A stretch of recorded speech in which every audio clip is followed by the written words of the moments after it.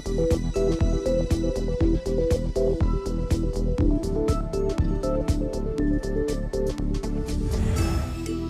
afternoon. I'm Daisy Goodman. I'm a researcher and a clinician here in OBGYN at Dartmouth-Hitchcock. And my work is focused on how we can best mitigate the harms of perinatal opioid use on mothers and babies. So it's no secret to either of you that we are in the midst of a public health crisis in terms of our opioid epidemic here in New Hampshire. Of the 485 people who lost their lives to opioid overdose this year in our state, 1/3 of those were women of childbearing age. And when those women become pregnant, the risk for perinatal complications is high. And those complications include preterm birth, low birth weight, of course the risk for the baby to undergo opioid withdrawal after birth, and if a mother does not get the care and support and services that she needs during her pregnancy, there's a high likelihood that Child Protection Service will need to be involved and that her children will ultimately enter the foster care system. So the need for quality, highly accessible care is urgent, and we've been able to demonstrate that that care can really transform outcomes. So imagine that you are a woman who is using opiates and you just discovered that you're pregnant. Perhaps you don't have a place to live. Perhaps you don't have enough food. Perhaps you know that you have hepatitis C or HIV and you're afraid that you'll pass it on to your child. Perhaps you yourself grew up in a home where you experienced violence or neglect and you yourself were in the foster care system. And now you're going to have a child. For many women with opioid use, when they discover they're pregnant, this is not a time of joy. It's a time of fear and sometimes a time of despair. But it can be a time of hope, and that is if we, as a healthcare system, meet women with the support and services that they need. So my work has really focused on getting our maternity care system to respond with the appropriate services for women who are using opiates and discover that they're pregnant. And we've done that by using simple, tested quality improvement methods that have been used in the care of diabetes, for example, or other chronic diseases, and using those same tools to address the issue of perinatal opiate use and improving care in that context. So for example, we developed a simple checklist for maternity care providers to allow them to provide the best possible care for their patients, to encourage them and remind them to test for hepatitis C and HIV, to teach women about safe breastfeeding, to help link women to care, to medication-assisted treatment, to other services, and to make sure that they have access to Narcan, a life-saving medication that can reverse a potentially fatal opioid overdose. And we've been able to demonstrate that by using this checklist in the context of a learning community of providers regionally across New Hampshire, Maine, and Vermont, that we have increased access for all of these things. We've improved the number of women who have Narcan in their possession. We've decreased the number of babies who are born preterm. We've increased the birth weight of the babies, and we've had less women who've had child protection involvement.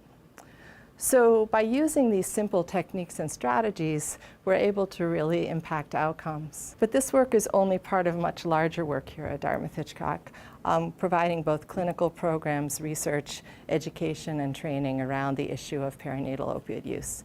So in parallel to the improvement work that we're doing, we've also, in the maternity care context, we've also worked in collaboration with our pediatric colleagues to improve the care of babies who have neonatal abstinence syndrome, and with our psychiatric colleagues to improve the models of care that really work for women who have addiction, who have children.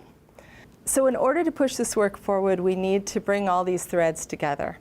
Across disciplines and to unite researchers and clinicians to really promote and disseminate the best possible practice for this very vulnerable group of women and their infants. So that's why I'm asking for your support for the Dartmouth-Hitchcock Center for Addiction Recovery in Pregnancy and Parenting.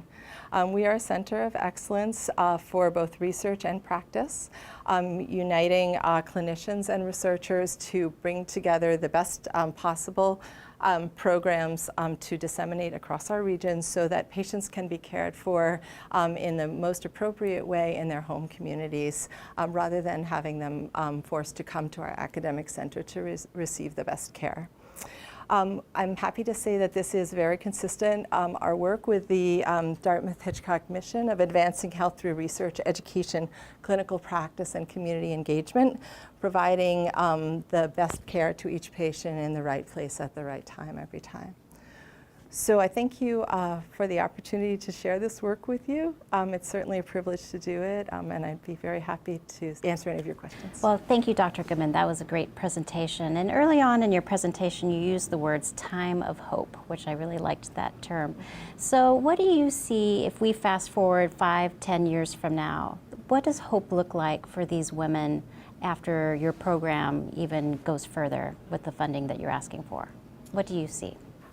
So I see that women will feel not afraid but empowered to come forward and disclose that they're in need of treatment, and that they will do that with the confidence that our system will give them the supports that they need at whatever level of support that is. So we need to be able to provide the type of care that each individual patient needs, and that we will follow that patient and support that patient from her entry to care during the prenatal period through her hospitalization and the appropriate and supportive care of her newborn after delivery, through a seamless transition into the pediatric world for her pediatric primary follow-up, and at the same time we will follow her, the mother, with the services that she needs to be able to provide for herself and for her baby.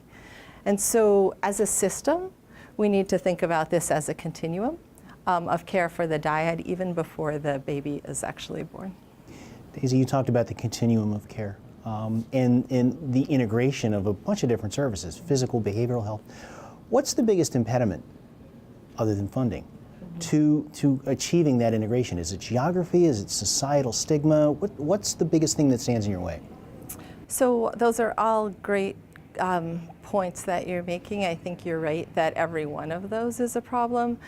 I think actually it's our mindset in the way we think about this problem. So we are too busy in our healthcare system and in our society separating mothers and babies in the way that we care for them and the way that we think about them conceptually.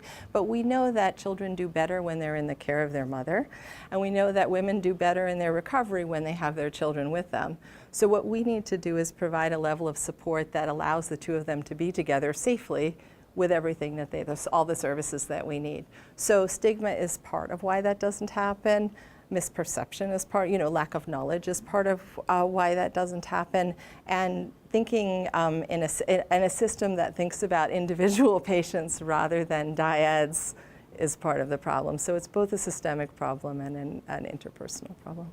Well, you and the team are doing incredibly important work, and thank you for what you're doing.